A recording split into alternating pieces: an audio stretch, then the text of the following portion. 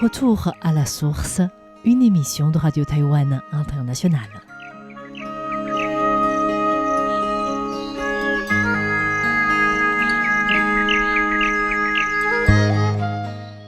Bonjour, c'est Meg Wang à l'antenne. Bonne année à tous. Toute l'équipe du service français se joint à moi pour vous présenter nos meilleurs vœux pour cette nouvelle année 2024, qu'elle soit remplie de bonheur et de sourire. Et pour cette première émission Retour à la source de cette nouvelle année, je vous invite à passer en revue les 10 événements liés à l'environnement qui ont marqué Taïwan et le monde en 2023. Comme chaque année, à la fin de l'année 2023, l'ONG, le Centre des informations environnementales, a dressé toute une liste des 10 événements environnementaux qui ont marqué Taïwan et le monde durant l'année pour savoir comment l'environnement a évolué et quelles ont été des interventions entreprises par les humains. Du côté de Taïwan, 5 événements ont été retenus et l'événement le plus important de l'année 2023 était l'amendement de la loi sur la réduction d'émissions de gaz à effet de serre qui devient la loi sur le changement climatique que les Taïwanais surnomment la loi climat. Cette loi adoptée le 10 janvier a été promulguée le 15 février. Cette loi inclut l'objectif d'atteindre la zéro émission nette en 2050, la transition climatique juste, la taxe carbone ainsi que les responsabilités et les pouvoirs de chaque autorité compétente dans la politique de zéro émission nette. Conformément à la loi climat, Taïwan a inauguré le marché carbone taïwanais à Kaohsiung, dans le sud du pays, qui est ouvert aux entreprises qui poursuivent l'objectif de neutralité carbone. Les premières transactions internationales des droits carbone ont débuté le 22 décembre, soit juste avant la fin 2023. Ce jour-là, 45 entreprises, essentiellement du secteur financier, ont réalisé des transactions concernant l'achat de 88 520 tonnes de carbone, représentant une valeur de plus de 800 000 $ américains. Les transactions nationales des droits devront être mises en place vers le milieu de l'année 2024.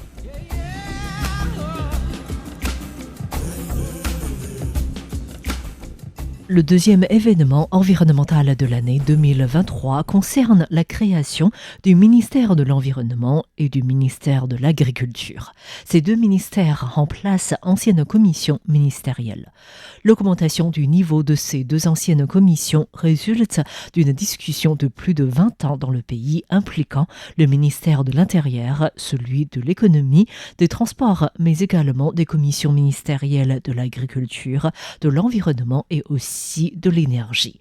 Le gouvernement prévoit également d'établir à l'avenir un groupe de gestion et d'intégration des ressources naturelles afin de superviser le travail interministériel de préservation de l'environnement. Les deux ministères établis en août dernier ont pour ministre Chen Jizhong à la tête de l'agriculture et Xue Fusheng à l'environnement. Or, dès le mois suivant, Chen Jizhong a dû démissionner de son poste en raison des œufs importés.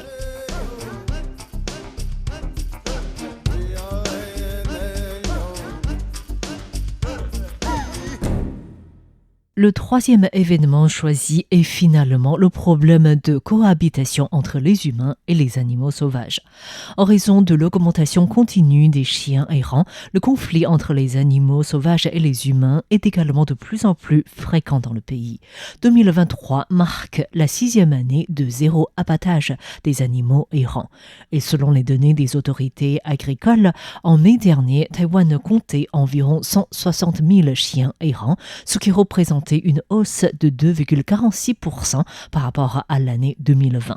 En juillet, la société taïwanaise a beaucoup discuté du scandale de la civette palmiste à masque au nom de réfrigérateur. Cette civette masquée avait été retrouvée à la faculté de la science de la vie de l'Université nationale de Taïwan le 20 février dernier.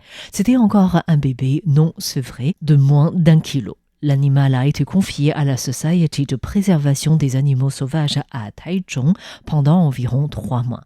À l'âge adulte, après l'évaluation, Réfrigérateur a été récupéré sur le campus de l'Université nationale de Taïwan pour suivre une série d'entraînements en vue de sa libération. Or, en juillet, la civette masquée a été retrouvée morte, tuée par des chiens errants sur le campus. Par la suite, il y a eu la toute première manifestation, la marche pour les animaux sauvages, appelant à interdire de donner à manger aux animaux sauvages et à ne plus abandonner les chiens ou les chats des domiciles.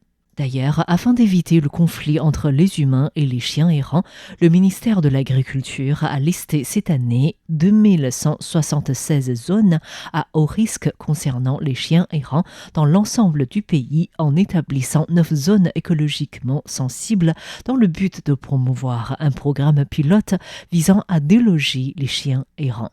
Les zones d'essai ont d'abord été sélectionnées dans les principales zones de répartition des chats léopards, Taichung, Miaoli et Nantou dans le centre du pays. Il est interdit de nourrir les chiens errants dans ces zones.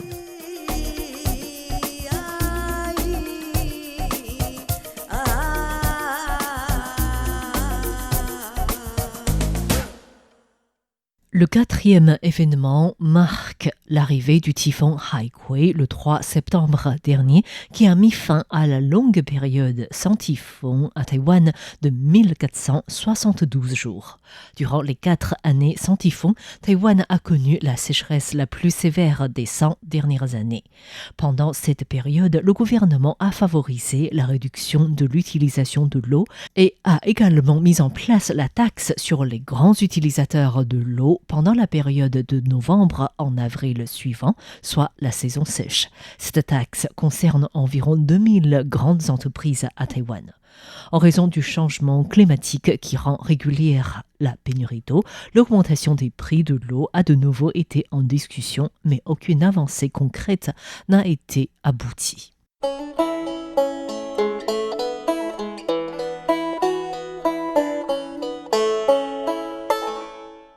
Ensuite, le 5e événement concerne le début de l'interdiction du PLA, l'acide polylactique, qui est un polymère biodégradable en compostage industriel. Le gouvernement a décidé cette année de classer les vaisselles jetables en PLA dans la catégorie de vaisselles jetables en plastique. Ainsi, depuis le mois d'août, les 8 types de structures comprenant la fonction publique, les écoles publiques et privées, les grands magasins, les hyper et les supermarchés, les magasins de proximité, c'est-à-dire les lieux où les produits plastiques à usage unique sont interdits, ne peuvent également plus utiliser les produits en PLA. Cette interdiction comprend les verres, les bols, les assiettes ou les boîtes de repas. Les couverts comme les cuillères, les fourchettes ou les couteaux en PLA sont toujours autorisés. Cette interdiction concerne uniquement les aliments qui sont préparés sur place. Ainsi, les boîtes de repas déjà préparées comme les salades ou les nouilles froides des magasins de proximité ne sont pas concernées.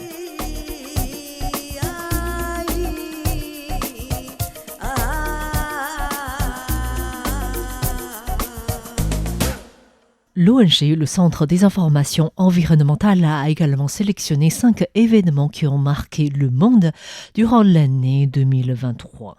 Le premier événement est le réchauffement climatique dans le monde, avec le record de température moyenne mondiale de 17,24 degrés Celsius enregistré le 7 juillet. La température moyenne mensuelle en juillet est d'ailleurs de 1,5 degré de plus qu'avant la révolution industrielle.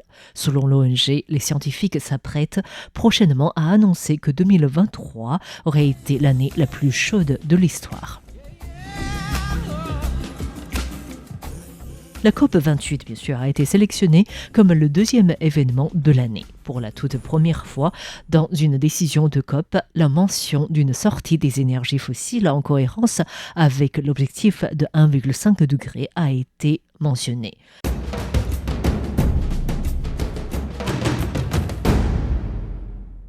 Le 3e événement retenu est la finalisation du traité des Nations Unies sur la haute mer. près de 2/3 des océans de la planète sont constitués de haute mer. Or, étant donné que ces eaux n'appartiennent à aucun pays, elles font souvent l'objet d'un développement et d'une utilisation inappropriée. Après environ 20 ans de négociations, l'ONU a enfin adopté en juin le traité sur la haute mer, devenant le tout premier accord international visant à protéger la haute mer.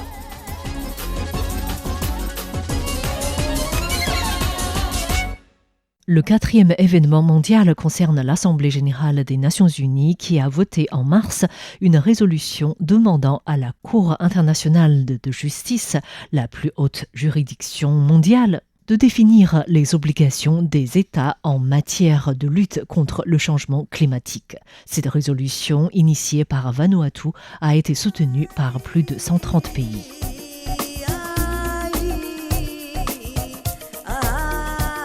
Le 5e événement concerne les feux de forêt qui ont frappé de nombreux pays en 2023. Les pays comme la Grèce, l'Espagne ou le Canada ont été touchés. Hawaï a d'ailleurs connu plus d'une centaine de morts. Merci de votre écoute.